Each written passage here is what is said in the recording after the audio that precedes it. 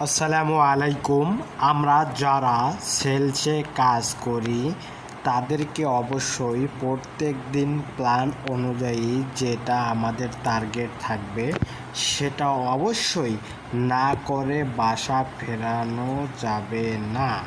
ওই টার্গেট করে আমাদের বাসা ফিরতে হবে, তাহলে আমরা মাস শেষে টার্গেট করতে পারব। আর একটা বিষয় হচ্ছে, মার্কেটে সব সময় আমি যে প্রোডাক্ট বিক্রি করি তার প্রতিদ্বন্দ্বী প্রোডাক্ট সম্পর্কে জ্ঞান রাখতে হবে এবং তারা মার্কেটে কী ট্রেড প্রমোশন দিচ্ছে সেগুলো জানতে হবে। তাহলে আপনার প্রোডাক্ট বেচতে কোনো ধরনের ঝামেলা হবে না।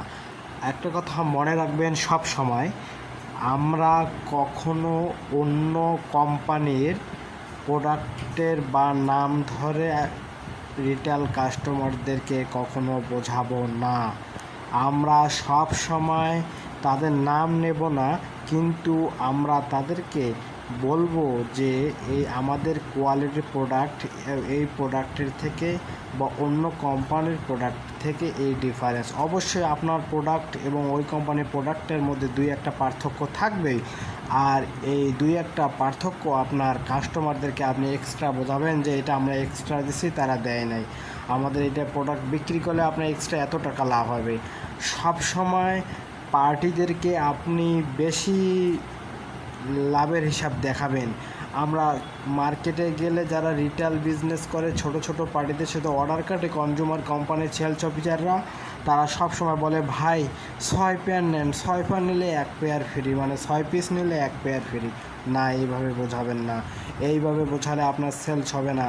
আপনি বলবেন যে ভাই 10 কার্টুন নেন বা 5 কার্টুন নেন, 5 কার্টুন নিলে আপনি এত টাকা প্রফিট পাবেন আর আপনার লাভ হবে।